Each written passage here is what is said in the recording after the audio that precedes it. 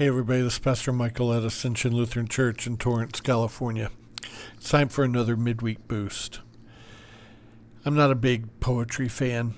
I find it often difficult to understand, but I am a big C.S. Lewis fan. And he wrote some poetry, even though he didn't find himself to be a great poet. I actually like some of his poems. One of them is called Donkey's Delight, and I want to read it to you. 10 mortal months I courted a girl with bright hair, unswerving in my service as the old lovers were. Almost she had learned to call me. One moment changed the omens. She was cold again. For carelessly, unfairly, with one glance of his eyes, a gay, light-hearted sailor bore away the prize, unbought, which I had sought with many gifts and sighs. In stern disdain I turned to the Muses' service then, to seek how the unspeakable could be fixed by a pen. Not to flinch. Through the ink that I must use, they said, was my dearest blood, nearest my heart, the richest red. I obeyed them. I made them many a costly lay, till carelessly, unfairly, a boy passed that way who set ringing with his singing all the fields and lanes. They gave him their favor. Lost were all my pains. Then I passed to a master who is higher in repute, trusting to find justice at the world's root. With rigid fast and vigil silence, and shirt of hair, the narrow way to paradise I walked with care. But carelessly, unfairly, at the 11th hour came reckless and feckless, without a single claim, a daredevil, a ne'er-do-well, who smelled of shag and gin. Before me, and far more warmer was his welcome, he went in.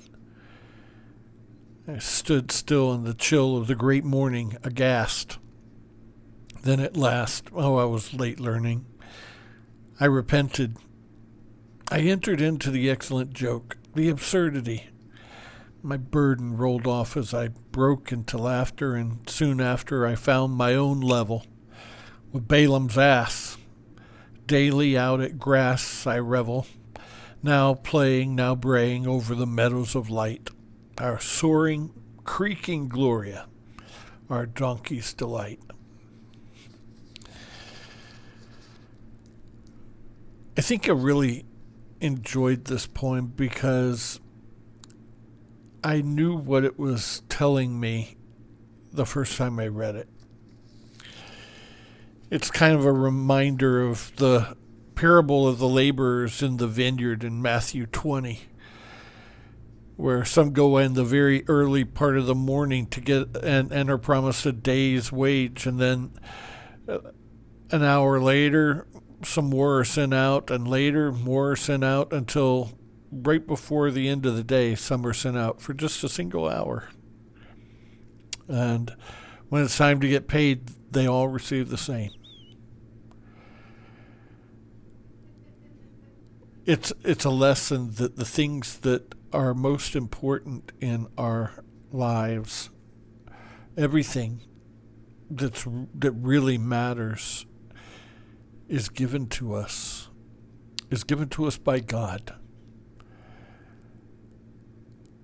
The love that we have. It doesn't mean that we don't have to suffer and do some hard work to win over the people that we love and treat them right. We have to do it, but the gift comes first. That person is a gift from God. And our purpose in life, that which we seek to do, we think it's hard work, and it's all our efforts that bring in the money, and that's the reason that we have all the things that we have. If you didn't have the gift to do the work, it wouldn't be there. We try to please God and find our way with Him by our efforts to do what is good, and we miss the gift. He loves us. Despite our sin, despite our failures, He loves us. And that when we finally get it, We finally realize that we are loved. It sets everything else straight and in order. I'm convinced that I found the girl in my life because I knew God's grace for me. And every other gift that I have, my children, my job, everything that's good in my life has been a gift. It's the excellent joke. It's the absurdity. It's the donkey's delight when you realize that everything that truly matters is a matter of grace. Have a great night.